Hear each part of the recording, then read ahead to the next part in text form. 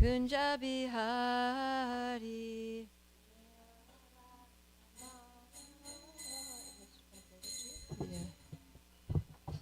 Jaya Radha Madhava Kunja Bihari.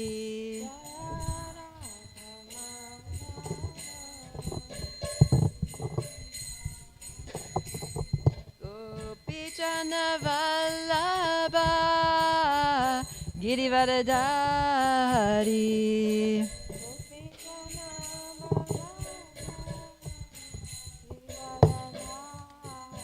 Jaya Gopichana Vallabha Girivaradari.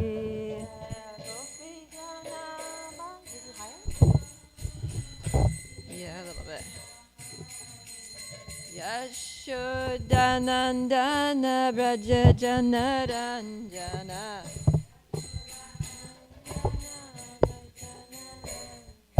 Yashodanandana Braja Janaranjana.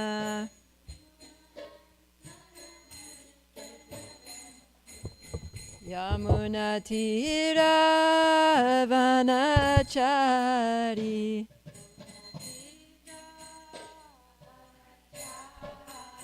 Yamuna Tira Vanachari.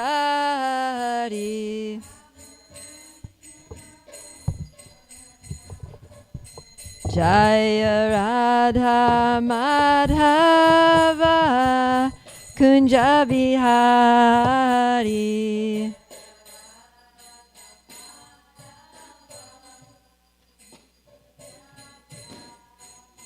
Jaya Radha Madhava Kunja Bihari.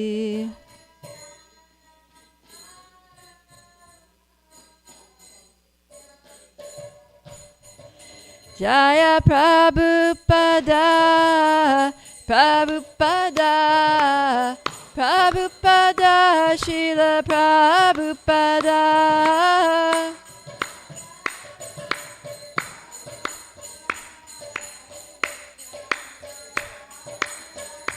Jaya Jaya Prabhupada, Prabhupada, Prabhupada, Jaya Jaya Prabhupada.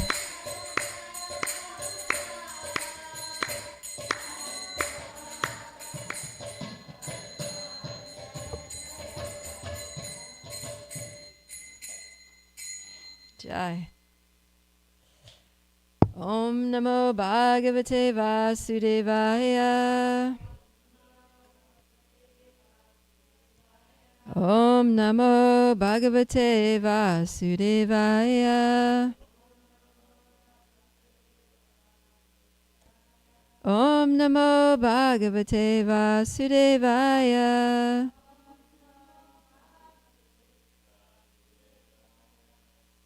Narayana Namaskritya Naram Chaiva Narottamam Devim Saraswatim Vyasam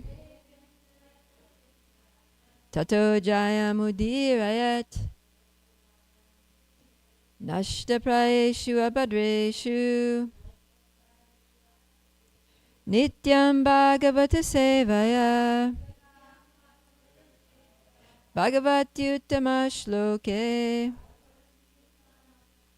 Bhakti Bhavati Naishtiki. Jai. So welcome everyone to this morning's class. We are reading from Srimad Bhagavatam, Canto 10, Chapter 13. This chapter is called Brahma Stealing the Boys and Calves. And we're covering texts 46 to 57. The focus verse is going to be text 50. So, we have a mic? Okay. Well, I'll just give a little bit of... No, go ahead. You can read the first one anyway.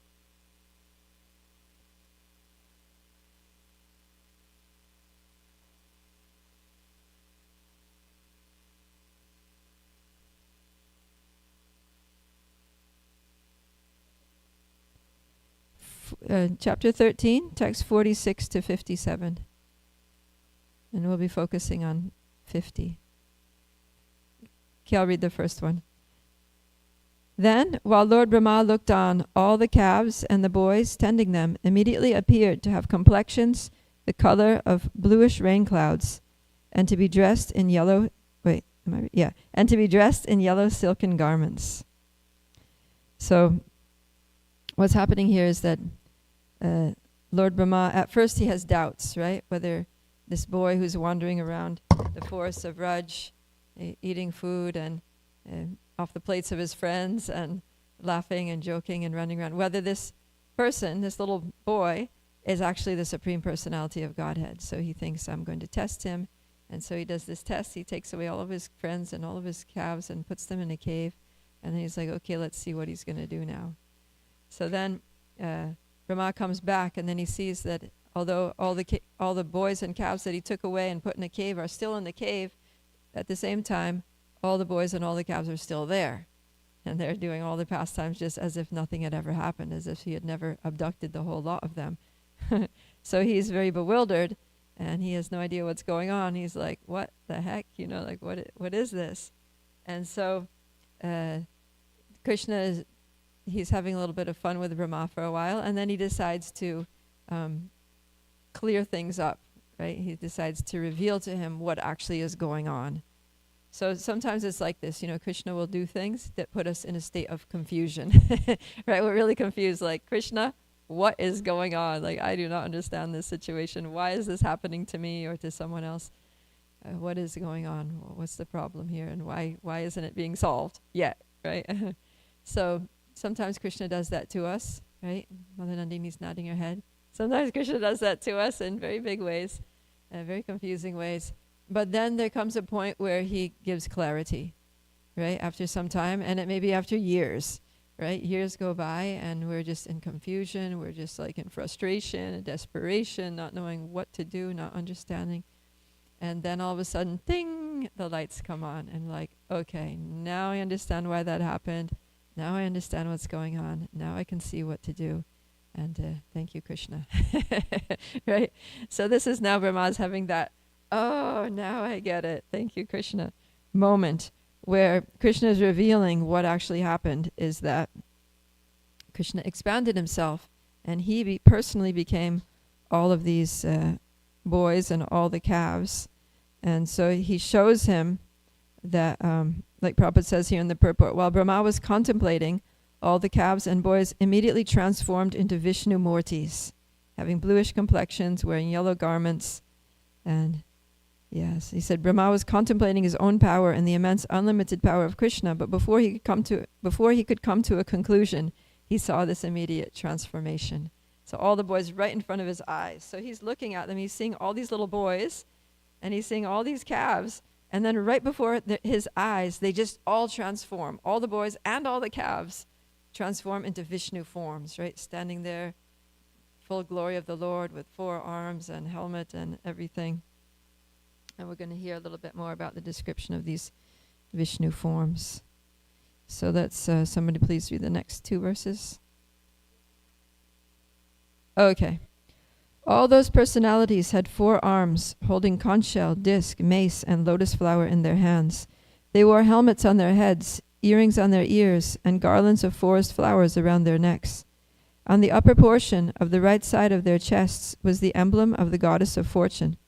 Furthermore, they wore armlets on their arms, the kastuba gem around their necks, which were marked with 3 lines like a conch shell, and bracelets on their wrists. With bangles on their ankles, ornaments on their feet, and sacred belts around their waists, they all appeared very beautiful. So that's what Brahma was seeing, like millions of these forms. And so the residents of Vaikuntha, actually, they all have 4-arm forms. They all look very much like Vishnu, but there are some distinguishing features by which everybody can understand that, okay, this is Vishnu and this is a servant of Vishnu in Vaikuntha. There are 2 things. What are the 2 things that you know it's Lord Vishnu and not a devotee of Lord Vishnu in Vaikuntha? And not in Vaikuntha, no peacock feather. The kastuba gem. Yeah, so that's why it's specifically mentioned here that he has the Kastuba gem. So that's a necklace with a gem that only Krishna wears that necklace. Only Lord Vishnu wears that one. And also the mark of Srivatsa. These are the characteristics. So that proves, in case Brahma was thinking, oh yeah, okay, these are just some Vishnu associates of the Lord. No, these are the Lord. These are exactly the Lord.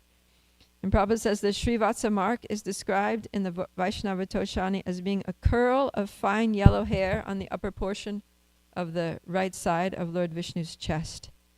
He says this mark is not for ordinary devotees. It is a special mark of Vishnu or Krishna. So Krishna also has that little swirl of hair. Okay, text 49. Every part of their bodies, from their feet to the top of their heads, was fully decorated with fresh, tender garlands of tulsi leaves, offered by devotees engaged in worshipping the Lord by the greatest pious activities, namely hearing and chanting. So, we also see here that not only was he seeing so many Vishnu forms, but each one of those Vishnu forms was surrounded by countless devotees. There were so many. They were surrounded by devotees, and these devotees are described as Bhuri Punyavad, that they're very, very pious. They're engaged in the greatest pious activity, which is arpita, which is worshipping the Lord. So they're not just standing there, but they're active. They're worshipping the Lord. They've got like all the paraphernalia of worship. They're offering chamara and peacock fan and ghee lamp and flowers and incense. They're worshipping. They're bowing down. They're singing, Vedic mantras and stutis, different prayers and verses. And there's a lot going on. And Tulsi, they're offering him so many Tulsi garlands, one after the other Tulsi garlands, so that it says here that from the head to toe they were covered with Tulsi garlands. We can see here that there's a lot going on, and the Lord is, it's a very dynamic scene. Okay. Is the mic going yet or no? It's working? Okay, go ahead and read the next one. Me? Those Vishnu forms, by their pure smiling, which resembled the increasing light of the moon, and by the sidelong glances of their reddish eyes, created and protected the desires of their own devotees, as if by the modes of passion and goodness. So we'll come back to this verse later. Text 51. All beings, both moving and non-moving, from the four-headed Lord Brahma down to the most insignificant living entity, had taken forms and were differently worshipping those Vishnu Murtis, according to their respective capacities, with various means of worship, such as singing and dancing. So, it's saying that all beings, it's not just that those Vishnu Murtis were surrounded by, like a few devotees, but it says all beings, both moving and non-moving, from Brahma down to the insignificant ant, they had taken forms and they were worshipping those Vishnu Murtis. So it was like unlimited beings there. And Jiva Goswami says it's not that every being from the universe was there, but that the presiding deities of all beings were there. So apparently there are presiding deities of different groups, right? The presiding deities of the deer, the presiding deity of the cows, the presiding deity of the trees, whatever, all different living, so that the one person was there representing that group, and that they were worshipping the Lord. So Prabhupada says here in the purport that innumerable living entities were engaged in different types of worship according to their abilities and their karma, but everyone is engaged. There is no one who is not serving. So everyone is serving differently, but there's no one that's not serving. And why? Because Jivera Swarapoi Krishnera Nityadas. Prabhupada quotes this verse, that because it's the eternal constitutional position of the living entity to be serving Krishna. And if something is eternal, if we are Krishnera Nityadas, that means we can't not serve Krishna. So even in the present conditioned state where, we see so many people are going about their day, doing their thing, animals are doing their thing in this world, it's not that they're not serving Krishna. right? Krishna says, Mama Vartmanu Vartante Manushya Partha Sarvasa, that everyone is following my path in all respects. So everyone is serving Krishna in some way, either directly and consciously, like we are, right? We come to the Srimad Bhagavatam class, we're chanting our rounds, we're doing services for Krishna knowingly. And then other people are doing service for Krishna indirectly and unknowingly by following the dictates of the laws of nature, right? Which are under Krishna's direction. By just the people's karma playing out. So they're serving under the direction of Krishna's Mahamaya potency, basically, his external potency. And devotees are serving under Krishna's internal potency. But everyone is serving Krishna in some way, knowingly or unknowingly, directly or indirectly. Nothing is happening outside of Krishna's control. So Prabhupada says, this is the vision of the Mahabhagavat, the topmost devotee who sees everyone as being engaged in the service of Krishna. Only himself he sees is not engaged. So he says we have to elevate ourselves. So the point is that everybody's serving Krishna, but he says some people are serving Krishna from a lower status, lower state of consciousness, and others are serving Krishna in a higher state of consciousness. And the whole point is that we need to, the task for us is to elevate ourselves from serving Krishna on a lower state of consciousness to serving Krishna in a higher state of consciousness. So even now, we are serving Krishna at something like a middle state of consciousness, right? We're like semi-conscious of Krishna. We're following the rules and regulations. We're doing what we need to do for our purification. And we like Krishna. We come see Radha Kalachandji. We like Radha Kalachandji. But it's not the way the Brajbasis are serving Krishna, right? It's not that level of intensity, that level of love.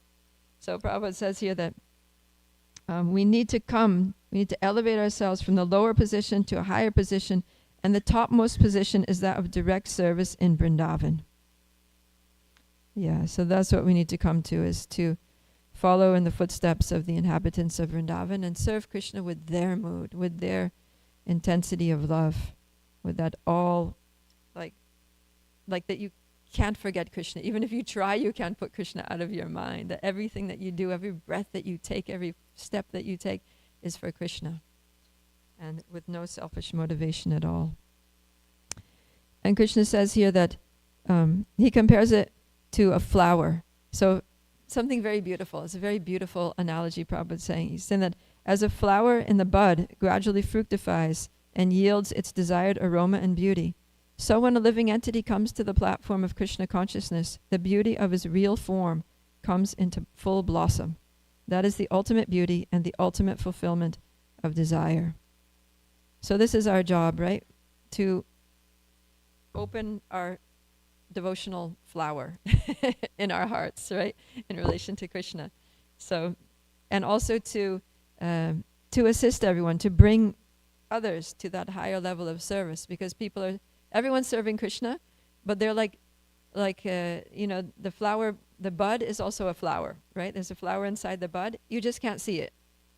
All you see is a green, closed capsule thing, right? But inside there's a flower.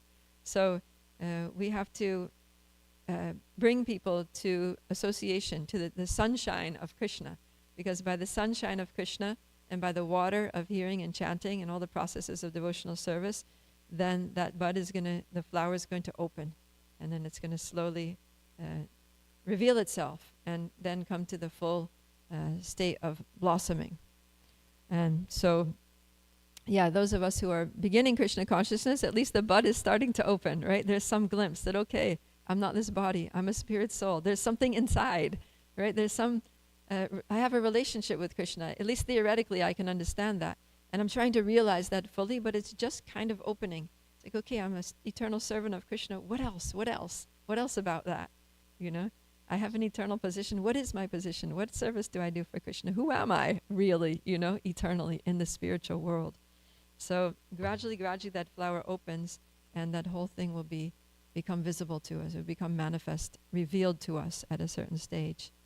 So that's what we're working on. We're trying to just keep ourselves in the sunshine of Krishna consciousness, right? Krishna says, Krishna Surya Sama, that Krishna's like the sun.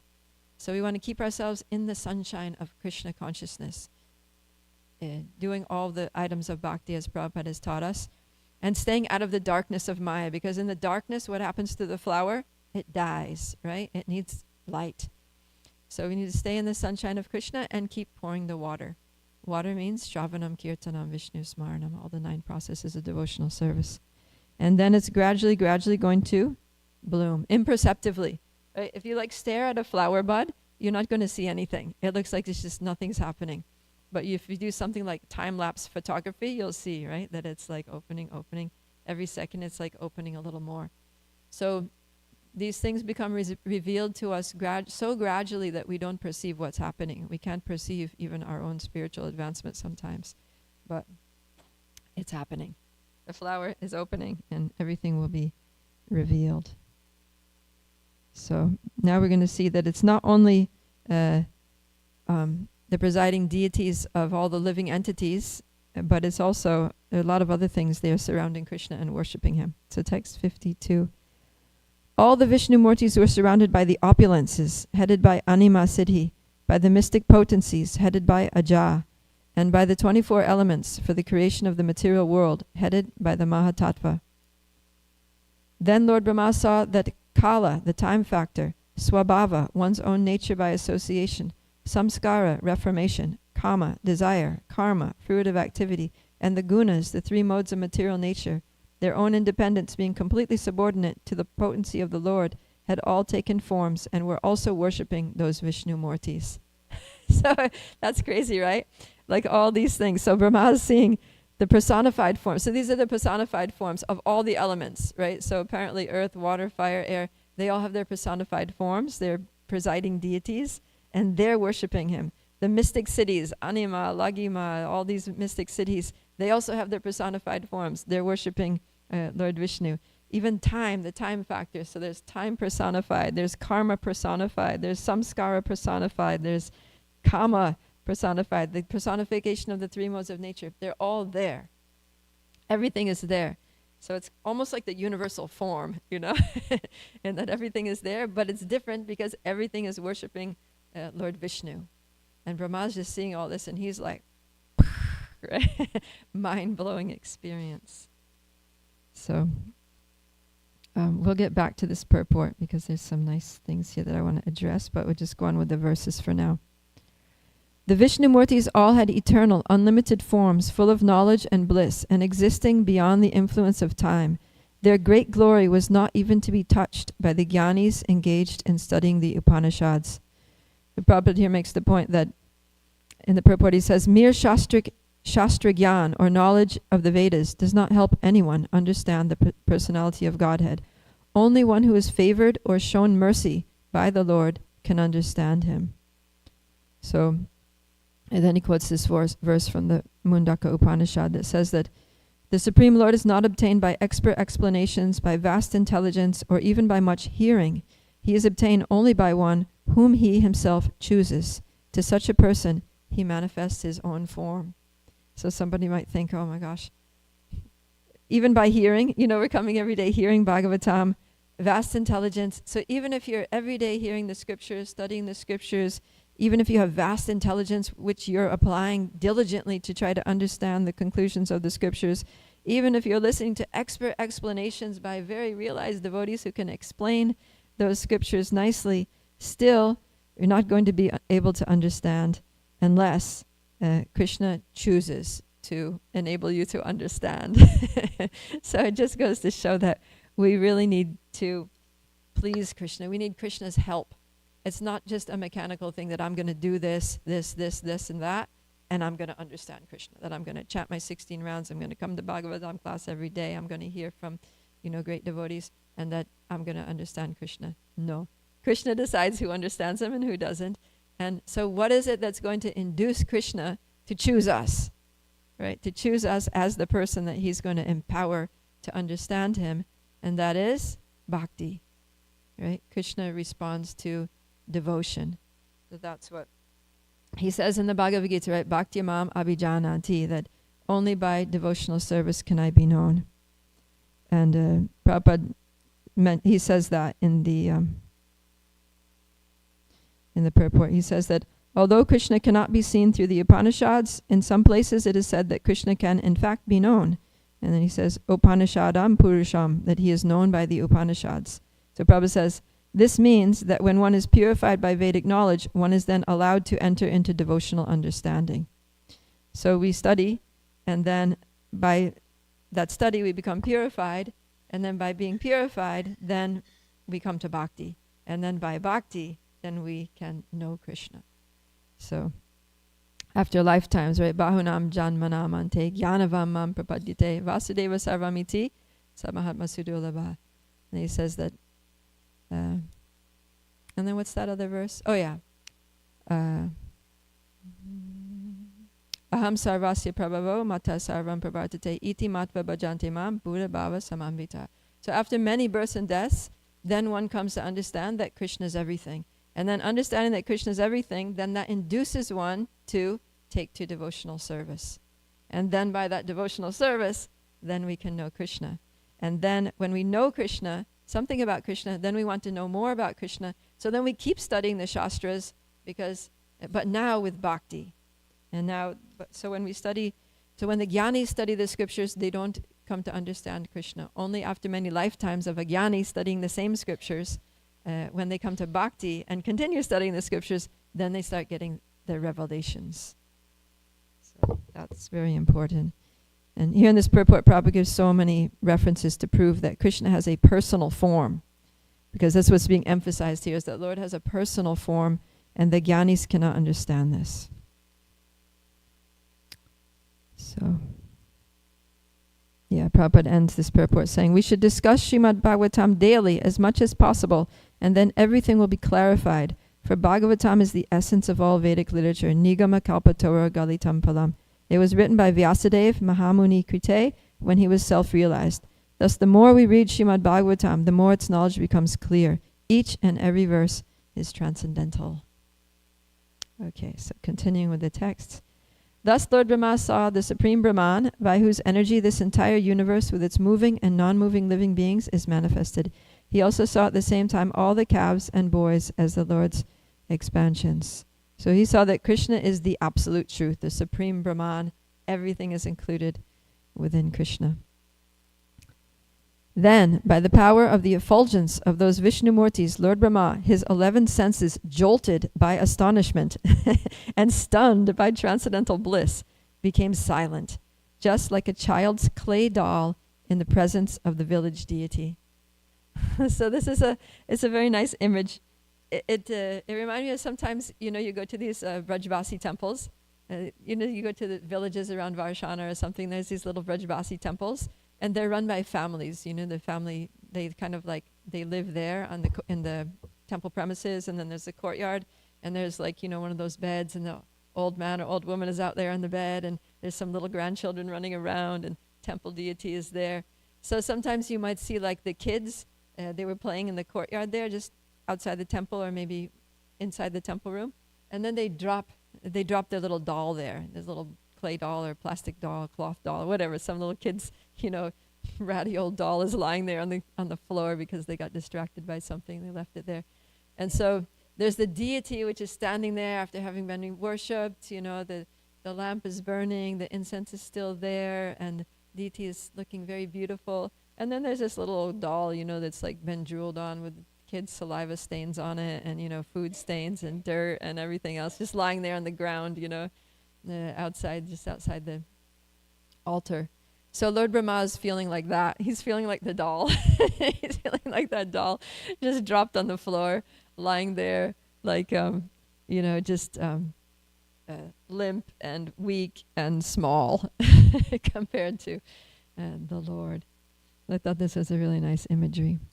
Prabhupada said before he was thinking, Brahma had considered himself absolute, thinking himself the only powerful deity. But now his pride was subdued.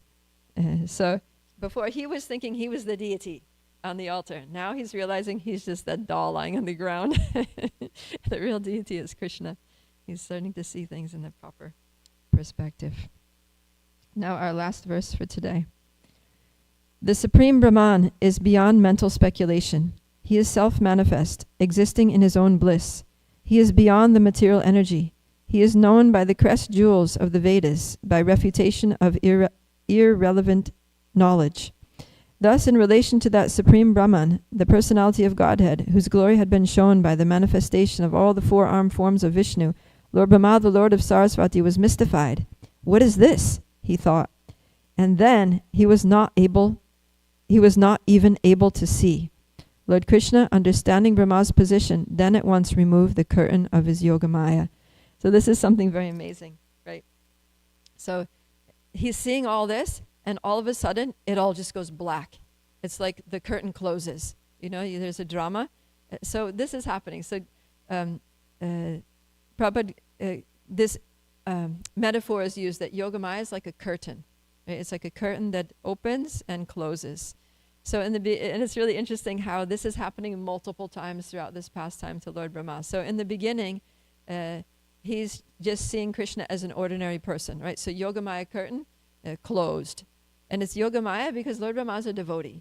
You know, to even see Krishna in Vrindavan is something exceptional. So he's observing Krishna's pastimes there in Vrindavan, and he's thinking, what is going on here? This little boy doing these like very ordinary things. This can't be God. So Yogamaya curtain closed. And then Yogamaya curtain opens, and he sees that Krishna's, that all of these expansions of the boys are there, but then closes again because he's like, wait a minute, how is this? He becomes confused again. Then the curtain opens again, and then he sees, these are all Vishnu expansions. So he's getting a deeper insight here.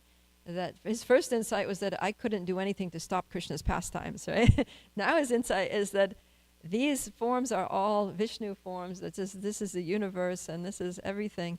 And then that closes, and now he's just like in the darkness. He can't see anything. It's like Krishna just removed his vision, and now he's going to open it again, and now he's going to see Krishna. All of those Vishnu forms disappeared, and now he's going to see Vrindavan. So tomorrow's class is going to be how Krishna manifests Vrindavan to Lord Brahma, and now Brahma is going to get this deeper insight that Krishna's greatness is not that he can manifest so many Vishnu forms. Krishna's greatness is not that he's the absolute truth that includes everything, material and spiritual, in all the universes. But Krishna's greatness is his love, is the sweetness that he displays in Vrindavan, in his loving relationships with all of his associates and the cowherd boys and the calves. And he's going to be able to see that. So that's like the ultimate, removal of the covering of illusion. He's going to see everything. So let's go back to our focus verse, which is text 50.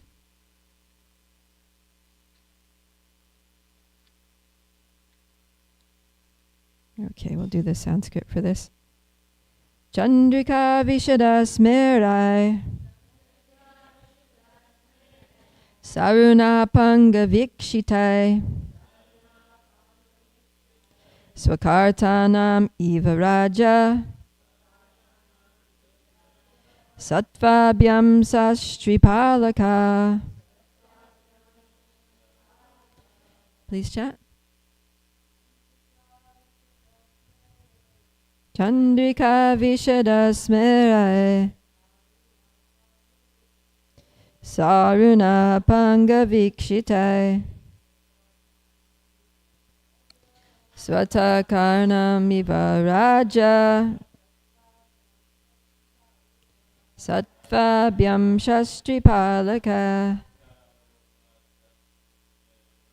Chandrika Vishada Smerai Sadhuna Panga Vikshitai Swakartanam Iva Raja Satvabhyam Sastripalaka.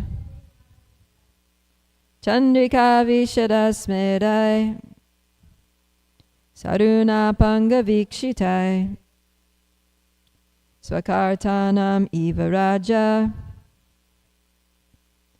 Swakartanam Iva Raja.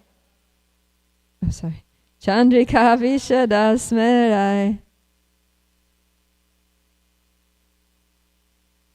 Sarunapanga Vikshitai Swakartanam Eva Raja Sattvabhyam Shastri Palakai.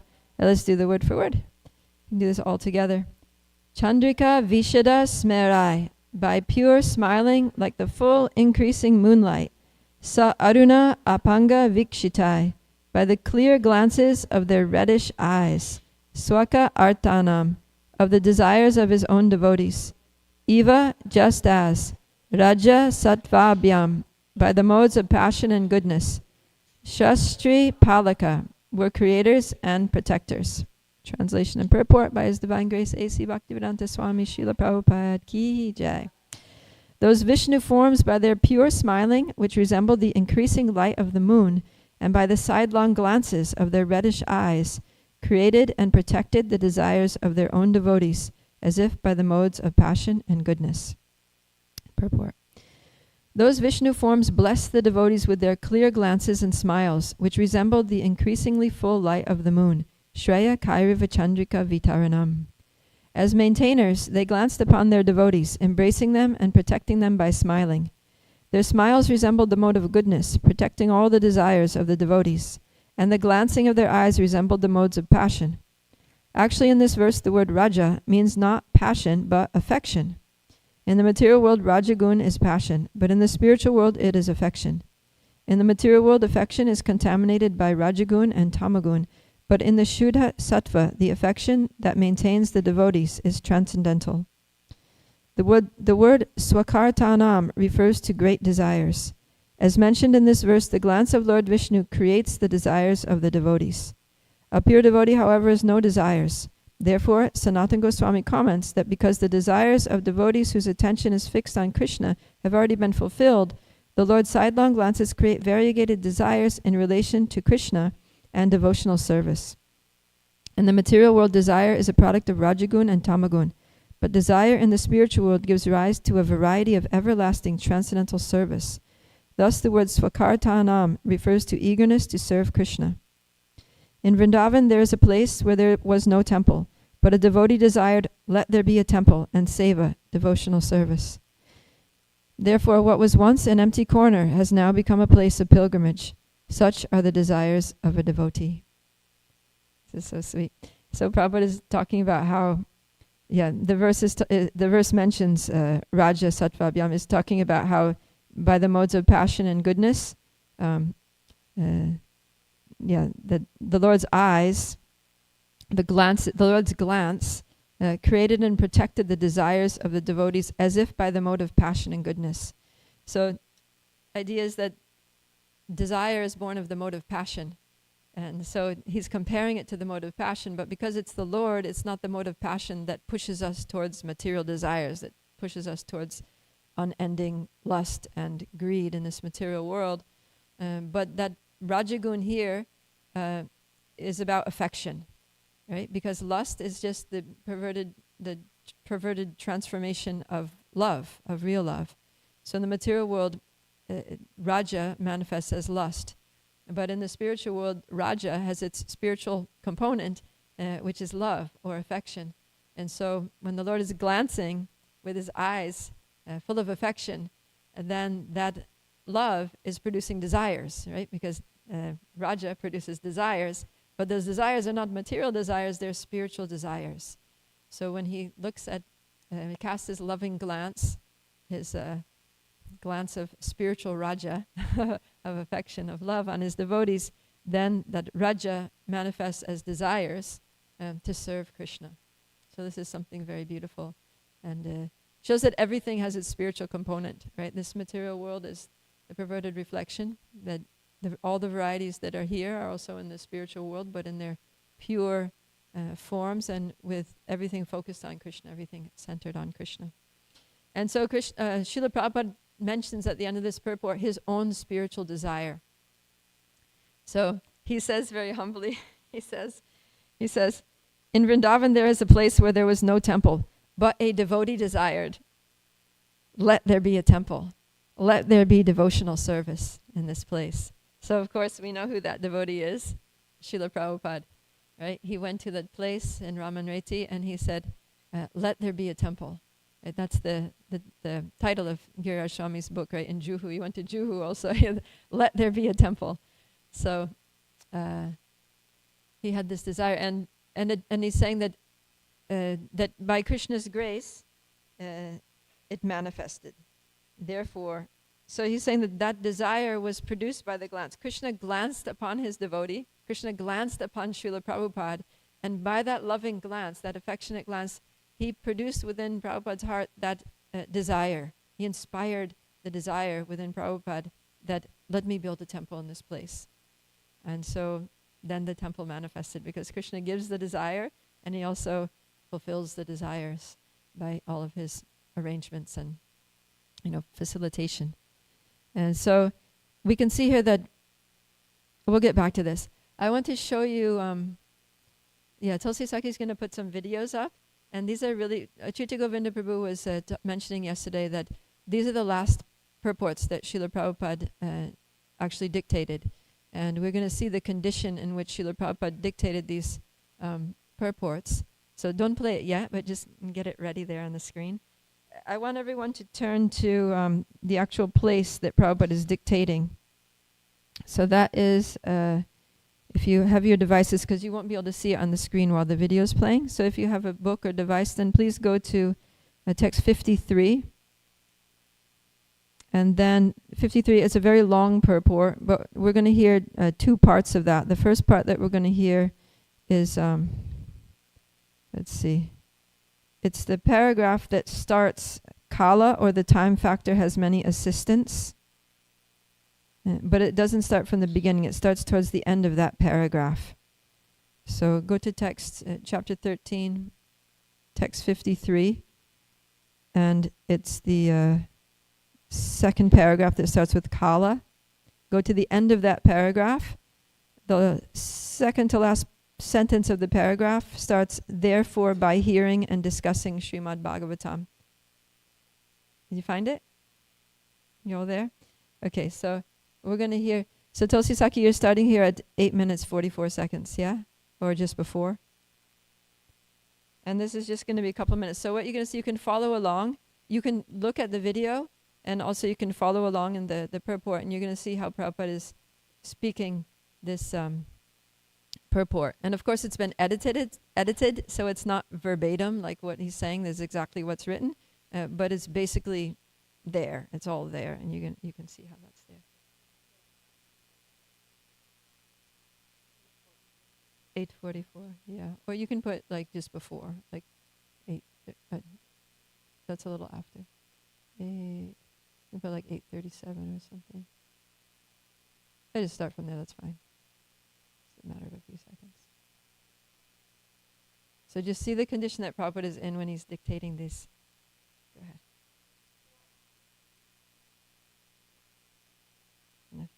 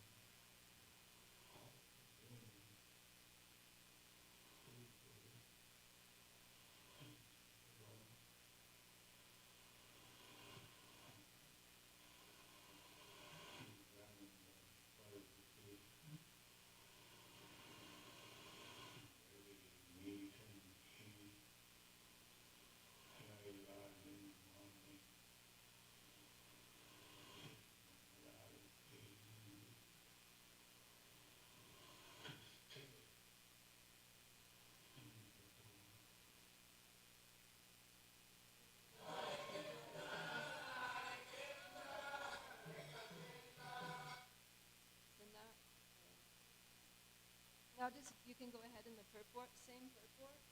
We're going to see it. Same purport. We're going to see a different part of it, which is, so go down to skip a few paragraphs, and then you come to a paragraph that starts, as far as kama and karma. You got it? As far as kama and karma. Yeah, so Prabhupada's the next section is, he's speaking from that paragraph. And that starts at 6 minutes, 23 seconds. See, it's before. Yeah. This one you're going to like because you're going to see, it scrolls out. So you'll see there's a devotee that's sitting by the side of Prabhupada's bed. He's his scholar servant. He's got the book there, and he's reading from Sanskrit commentaries. He's saying a few words, and then Prabhupada is saying yes, and then he'll speak. So it's amazing how in this condition, Srila Prabhupada, literally his body is skin and bones. He's in so much pain. He's, this is 3 weeks. This is happened on, it'll show the date, I think it's October 21st. Srila Prabhupada passed away on November 14th. It's 3 weeks before he left this world. So devotee, now the next one is all scrolled out, right? Sorry, zoomed out. And you can see more devotees. So you'll see Tamal Krishna Maharaj is there at the head of his bed. And then Jai Advaita Maharaj is the one holding the mic. So he's the head of the BBT. He's surrounded by his disciples.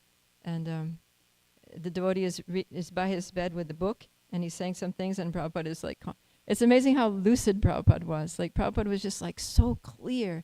Even in that situation, he's giving these very amazing, very scholarly purports. He's quoting Sanskrit shlokas and everything, So, okay, you can just scroll back.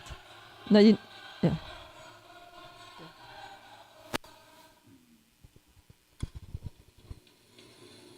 And it says, karma hetu. Karma hetu is when devotional service we get a different nature, and if we engage in the business of sense gratification, we get unfeasible.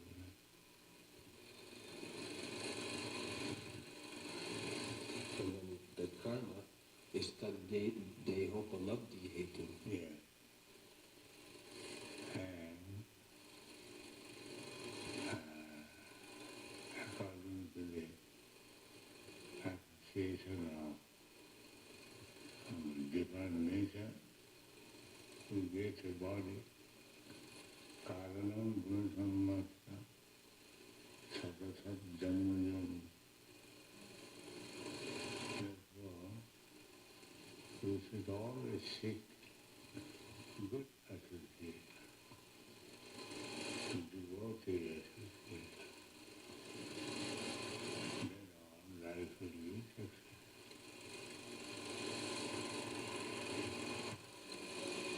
And last it says the gunas, satvadayo, jnana vikshepa moha hetavana. If we live with good association, then we cultivate knowledge. That means appreciation.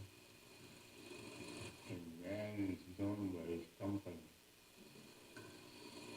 So, if we have the chance of association with devotees, then our character, nature, goes on to hearing, by discussing, Bhagavatam.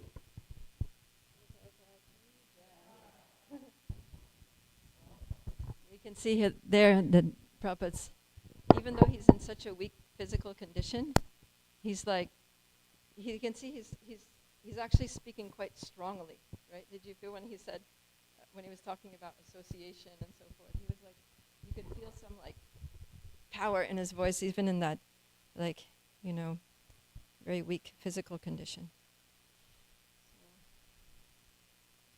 Yeah, it's very poignant, right, to see Prabhupada in that situation.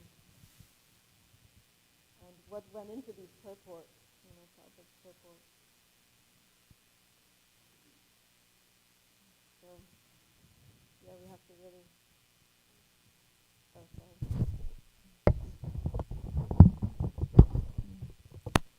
Yeah, what went into Prabhupada's purports, how much, this is like, Prabhupada, like, he was dying, he was, not that the devotee dies, but he was leaving this world, and he was like, I have to give them the Bhagavatam, I have to give them this knowledge. And it struck me how, when Srila Prabhupada arrived on the Boston Harbor, and he composed, he was in the Jaladuta, and he composed that poem, Markine Bhagavat Dharma. So he's thinking, how am I going to spread this movement?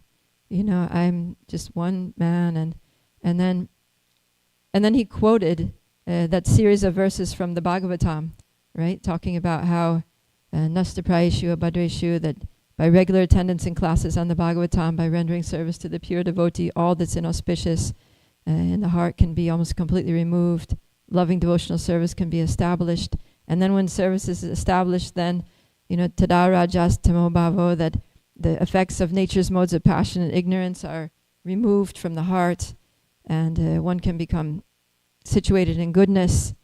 And these are the same points. Like Prabhupada came into his mission saying these points, and he went out of this world, he wrapped up his mission saying the same exact points. He's making the same points here, right? He's talking about the importance of hearing Srimad Bhagavatam, the importance of association, the importance of coming to the mode of goodness. And, it's like, it's the same thing. It's like, this is the process. This is what we need to do. We need to associate with devotees, right? He said, a man is known by the company he keeps. We need to seek the association of, seek good association. That was one of the things that he said very strongly. He's like, therefore, we should always seek good association, right? Like some of the other things were a little, like his voice was a little soft and a little slurred. It wasn't clear. But when he said that, it was like, therefore, we should always seek good association. A man is known by his company. So there's something Prabhupada felt very strongly about, and talking a lot about Sattva Gun, and again, quoting that same verse. He quoted that verse, Tada rajas tamo bhavo kamaloba dayaschaye. By hearing and discussing Srimad Bhagavatam, the Rajagun, Tamagun are subdued, so that only Sattva Gun remains. And then Tamagun and Rajagun cannot do us any harm. They're only going to do us good at that stage, right? Like we were hearing. Then they become desires to serve the Lord, and the Lord will fulfill those desires. So another thing we see that Prabhupada is in Vrindavan.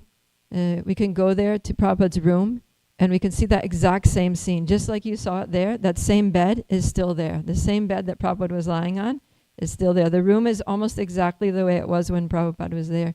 So that place has been preserved like a museum. And some of us have been there, and some of you will go there in the future, and you can remember Prabhupada lying on that bed and dictating his Bhaktivedanta purports for us.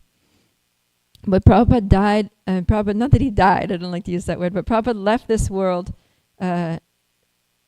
satisfied. He left the world very satisfied, and we can observe that in his purports here, right? Like we were reading about the, in text 50, we were reading that in Vrindavan there is a place where there was no temple, but a devotee desired, let there be a temple and seva, devotional service. Therefore, what was once an empty corner has now become a place of pilgrimage. Such are the desires of a devotee. So Prabhupada is lying there, and he's lying in that place. He's like in the place where he had the desire, where the desire was fulfilled. And he's feeling like, yes, this place that I had this desire, Krishna fulfilled my desire. I'm so happy. And he also said in the previous purport at the end, he says, in our Krishna Balaram temple in Vrindavan, there is a tamal tree that covers an entire corner of the courtyard. Before there was a temple, the tree was lying neglected, but now it has developed very luxuriantly covering the whole corner of the courtyard. This is a sign of Bhuri Punya. So that Bhuri Punya means the pious activities, the devotional activities of the devotees. So you can see that Prabhupada was very pleased. He didn't die a disappointed man. You know, he didn't leave this world frustrated. He left very satisfied, very fulfilled that, you know, that he had really done something substantial in Krishna's service. And that Tamalchi, he said that sometimes he would say that Tulsi Devi is like a barometer of devotion, that if the Tulsi is healthy and thriving, then that means that there's a high level of devotion in the temple or in the home, of wherever that Tulsi plant is. And so he said the same thing about that Tamal tree, that the Tamal tree, if it flourishes, if it's thriving, then that's a barometer of devotion. So he makes this point here that I'm so happy to see the Tamal tree thriving. And so Prabhupada left with great hope that the Tamal tree is thriving, the temple that he desired is there, he's surrounded, you know, by his disciples, his leaders that he has faith in, that are going to carry on his movement, and he laid the foundation, and it's going to grow. It's not going to be like his spiritual master's institution, that after his departure it was destroyed. It was basically split up and dismantled, broken into pieces. It's just very moving. I find it very moving to see Prabhupada in this situation, to see his mood, to see his accomplishments, to hear his message, and to understand the importance of that. So what we're doing right here, right now, just sitting in the Srimad Bhagavatam class, is so important in so many levels, right? We're seeing that at the end of his life, Srila Prabhupada was dictating Srimad Bhagavatam. That shows how important this Srimad Bhagavatam, hearing Srimad Bhagavatam is. Also, what is he dictating? He's dictating the Bhagavatam purports, but what is he saying? He's talking about the importance of hearing Srimad Bhagavatam. So he's giving us Srimad Bhagavatam, and in the Srimad Bhagavatam, he's telling us the importance of hearing Srimad Bhagavatam regularly in the association of devotees, and he's saying it with his last breaths. So what we're doing right now is the fulfillment of Prabhupada's desire. And Prabhupada, that's one thing that he established very soundly in all of his temples, is morning program and the Srimad Bhagavatam class.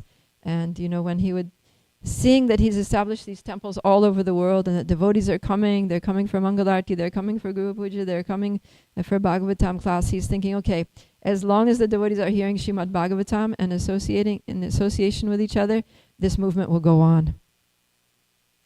That was Prabhupada's hope. That's how he could leave this world content. And knowing that it will go on is because devotees were continuing to hear the Srimad Bhagavatam. And so he knew that if we do this, then the lust, the greed, the anger, the envy, these qualities will be purified, or they'll be removed. And because these are the qualities that will destroy the movement.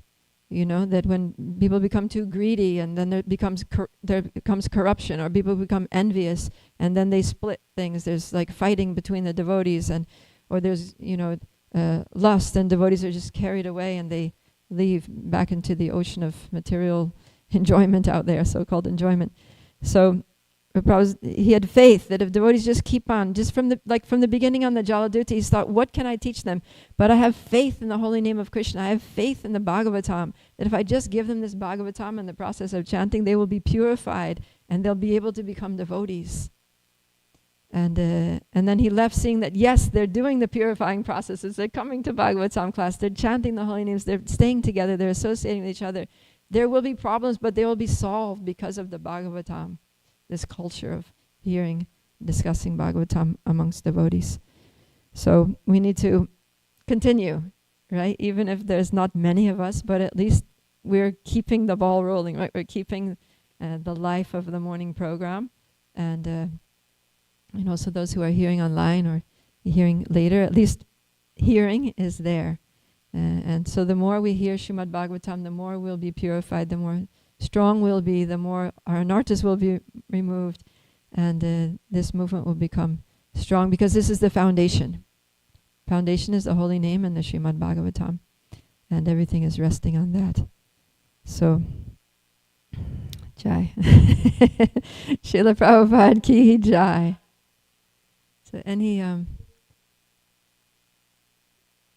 I can repeat, yeah.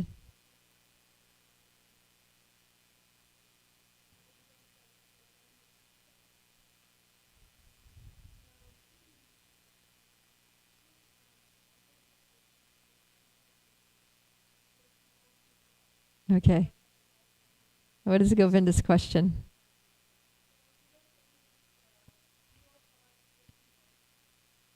What's that? Few of our tulsis are left. Oh, uh-oh.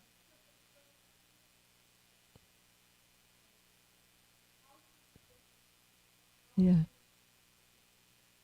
Well, I mean, it's natural that over the winter, tulsi always struggles a little bit because of the climate, right? Regardless of our devotion, tulsi's in an unfavorable, uh, cold weather, right? Govinda? They're still alive. Good. So devotion is still alive. The fact that if you can get your tulsis to survive the winter, then that's devotion.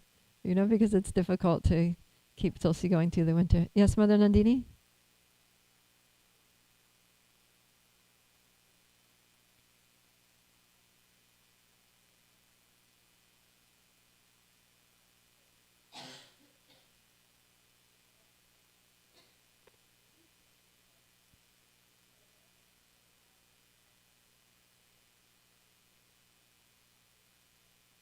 Mm. Yeah. Make me dance. Yeah. Just let me repeat because they can't hear you. So Mother Nandini's referring to the poem that Prabhupada wrote on the Jaladuta, where he's saying that I'm totally helpless. I have no power, to make people devotees, to make them understand your message. But Lord, you please, I have faith in you. You can do it. I can't do it, but you can do it. So please just use me as your instrument. Just make me your puppet and pull the strings and make me dance, make me dance, make me dance as you like. He signs that off as your most insignificant beggar. Yeah, that I'm just begging for your mercy because I can't do it. I'm an insignificant person. I have no power. But I'm begging. You need to do this. And Krishna did amazing things through Prabhupada, right? Yeah. Yeah, Prabhupada was that's who he was. He was a Shakti Avesh avatar.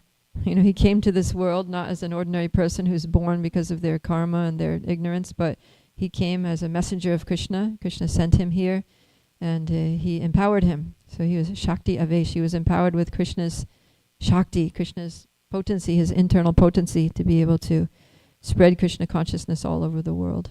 And he did that so gloriously, from beginning to end. Yes.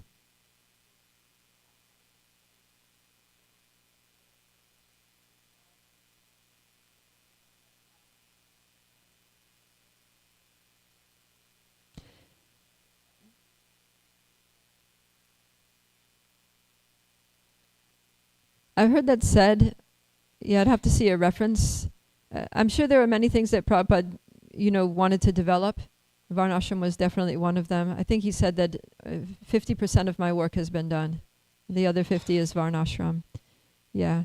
But Varnashram he speaks about here in this purport that we heard. We heard him saying it from his own mouth here, talking about how Varnashram is necessary for bringing people to the mode of goodness, right? Where is that? Yeah. Varnashram is essential for it can bring people to sattva gun.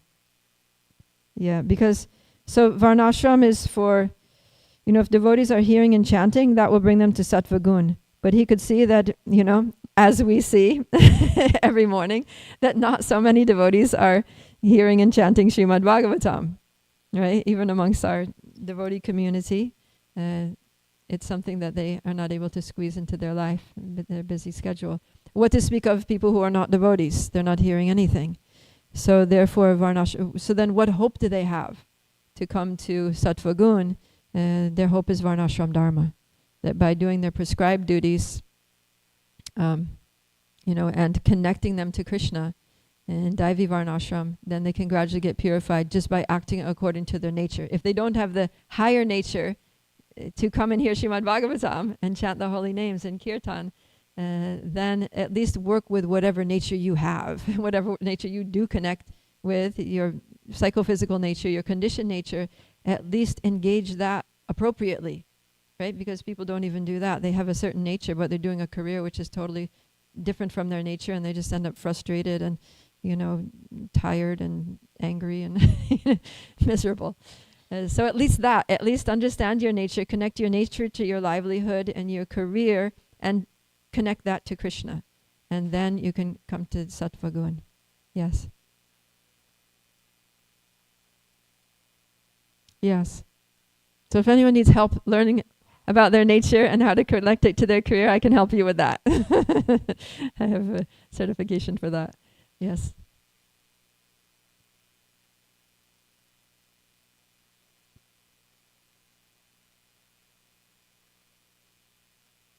Yeah. Just wait. I just remembered something that I wanted to say when you said that. Hold that thought, okay? In tomorrow's class, I didn't let her say what she was saying. I interjected because I had a thought that I know I'll forget if I don't say it now. This is important. So the last section is tomorrow's section. It's a very important section in which Krishna is revealing Vrindavan to Lord Brahma. And so Prabhupada he's reciting that, and he's commenting. He's dictating his purports about Vrindavan. So Prabhupada is in Vrindavan. He's physically in Vrindavan, in Krishna Balaram Mandir in Vrindavan, and he's reading this section which is describing Vrindavan, describing the beauty of Vrindavan, the glory of Vrindavan, the loving exchanges between the associates of Vrindavan, and then he just goes back to Goloka Vrindavan. It's just the perfect time. It's just the perfect. You can see how Srila Prabhupada, as he's dictating the Bhagavad, he's there. He's literally there. He's like living this. It's not an academic exercise. It's not like an intellectual exercise. Prabhupada is like entering into this pastime. When Krishna is describing Vrindavan, Prabhupada is in Vrindavan. He's literally in Vrindavan. He's mentally in Vrindavan. He's emotionally in Vrindavan. He's like there. And so when it comes to this point where this Vrindavan consciousness becomes so intensified, then we can imagine that Prabhupada's separation from Krishna in Goloka Vrindavan is becoming so strong that he's just like, I have to go. Right? This is Krishna's calling me, I have to go. And he just leaves. And he reunited with Krishna in Goloka Vrindavan. So, yes. All right. Lalita Sundari. All the children have questions today. Very good. Okay, what is Jaishnav's question? Uh-huh. Okay.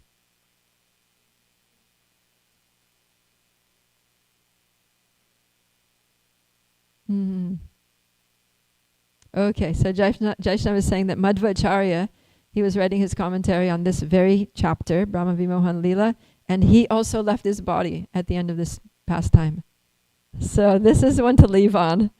Remember that. At the time when you're leaving your body, or if you're at the bedside of somebody who's leaving their body, read this pastime. This is the pastime that takes you home. Yes.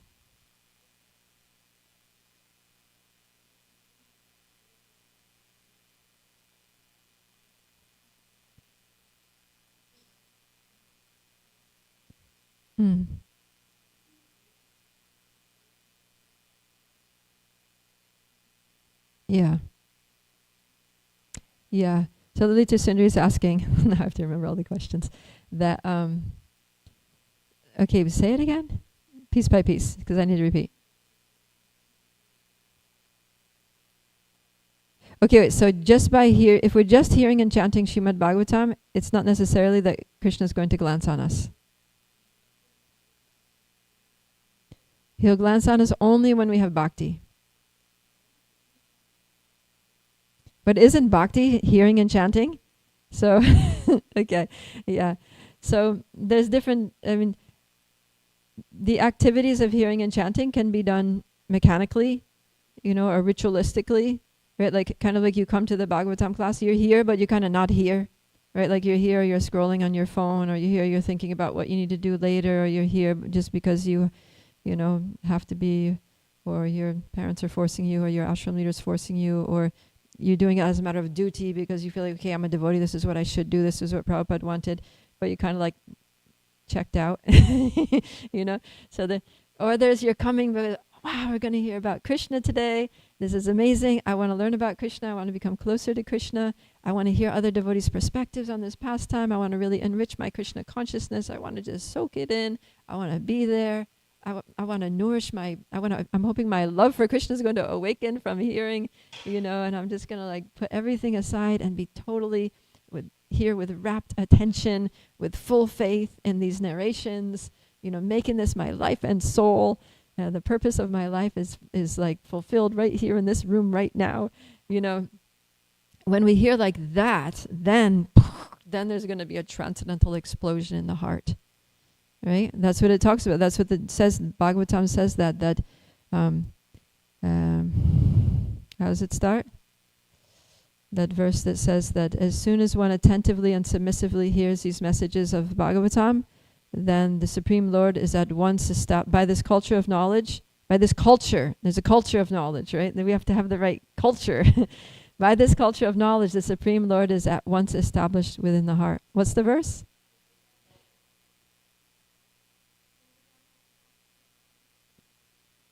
No,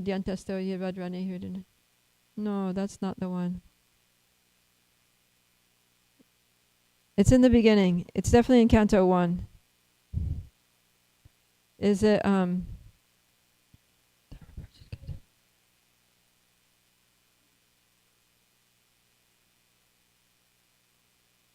the Supreme, by this culture of knowledge, the Supreme Lord is at once established within one's heart. Is it? Maybe it is. We can look it up. Anyways, so what he's saying is that when we have the right culture of knowledge, right, when we're hearing with rapt attention, when one submissively, what's the other word? Submissively and, help me Gokulananda. Submissively and attentively. When one attentively and submissively hears the message. So there has to be a quality. There's a quality of our hearing. That when we have devotion, then we're going to be attentive. We're going to be here with rapt attention, right? Like a fish that doesn't close its eyes, right? Doesn't blink. Like fish don't blink. They don't have eyelids. Did you find it? Yay.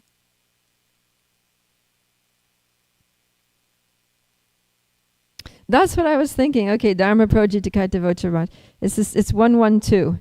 So I'll just read the... Completely rejecting all religious activities which are materially motivated, this Bhagavat Purana propounds the highest truth, which is understandable by those devotees who are fully pure in heart. The highest truth is reality distinguished from illusion for the welfare of all. Such truth uproots the threefold miseries. This beautiful Bhagavatam, compiled by the great sage Vyasadeva in his maturity, is sufficient in itself for God realization. What is the need of any other scripture? As soon as one attentively and submissively hears the messages of Bhagavatam, by this culture of knowledge, the Supreme Lord is established within his heart. So when we have this culture of knowledge, where we hear attentively, we hear submissively, we hear regularly, right? Nityam Bhagavata Sevaya, then the Lord is established within the heart. Then we come to the mode of goodness. But there's a quality to it, right? So we're coming, but it's just like everyone's serving Krishna, but some are serving on a lower level and some are serving on a higher level. So the same way, we're hearing Srimad Bhagavatam, but sometimes we're hearing on a lower level and sometimes we're hearing on a higher level. And we're hearing on a lower level, then we're going to get a lower result.